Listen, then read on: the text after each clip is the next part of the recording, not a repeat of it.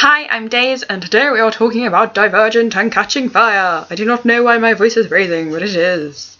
There we go. We have finally got a Marcus Eaton and a Max. I'm now speaking in future time because we've also just had a Natalie Prior casted, literally just after I made this video, so this is being added in.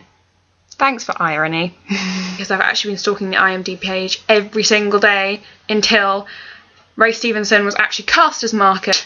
It was infuriating. He had no name tag next to his name. And I was just thinking, you're going to be Marcus. Just say it's Marcus. And then when he found out it was Marcus, it was, hallelujah, he's finally Marcus. This is what Marcus looks like. Well, Ray Stevenson, who's going to be playing Marcus. Let me just show you the photo. This was said tonight on Veronica Ross Blogspot, but Natalie Prior is going to be played by Ashley Judd, which I shall show you a photo now. At least we have one parent confirmed now, whereas Aaron Eckhart hasn't actually been 100% confirmed, I don't think. Happy that she actually looks like she could be playing a motherly role, and I have seen her in like a few things like spotted about because I do recognise her face. So where I'm getting at is that I think that this is quite a good cast match. I don't think it's absolutely appalling. I'm not going, it's horrible. I do think it will be a really good match. I think the chemistry between them all, if Aaron Eckhart does become confirmed, will be really good. So tell me your views though, because this is like the newest current casting. Then we have Mickey Pfeiffer. I do not know if I just butchered his name, I'm really sorry. Here is a photo of him as well before I start rambling.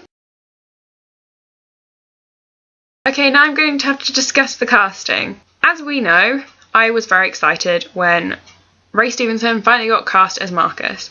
The reason this is because I have seen him in Dexter. I'm actually currently watching him in Dexter, so I'm in 2 episodes today because I was catching up. Oh, this man, he is in Dexter, he's not above doing grievous bodily harm on someone. I think he's going to make a pretty darn good Marcus, bearing in mind in Dexter he's absolutely terrifying. Either way, this man is perfect for the role. Absolutely perfect, and I was so delighted when they finally actually put his name tag.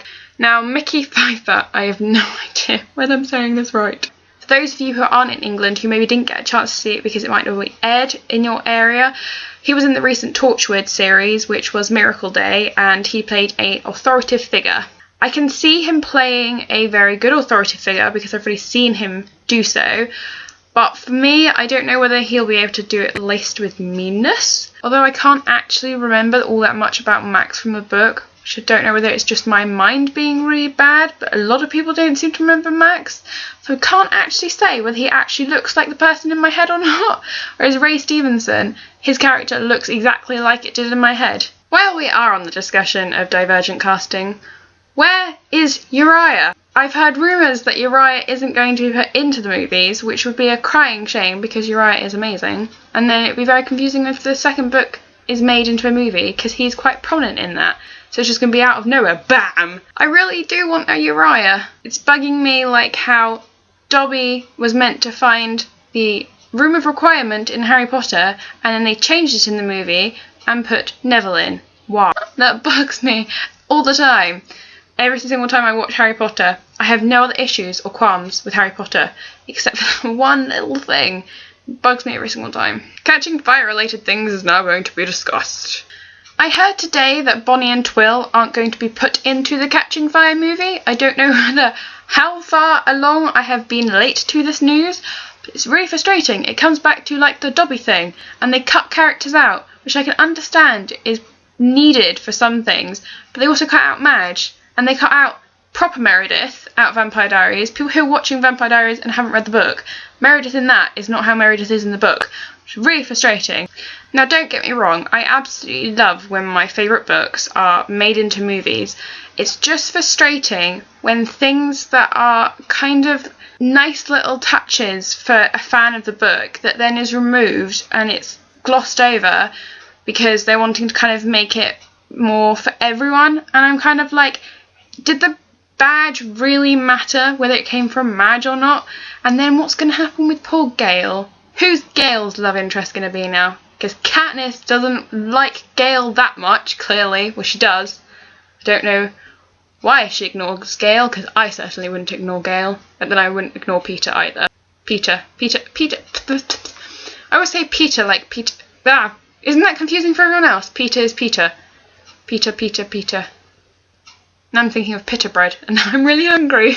That's fantastic. I have slight frustrations then with certain things in movies, but that's natural because you can't please everyone, and I'm quite aware that you cannot please everyone.